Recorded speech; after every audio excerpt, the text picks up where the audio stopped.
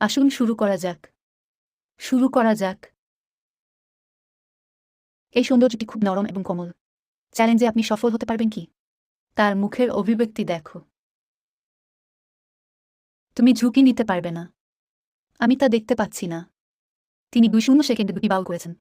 একজন সুন্দরী 3 মিনিটে আরও 2টি বাক্স খেতে পারে। এটা কতটা বাক্স? একটি বাক্স।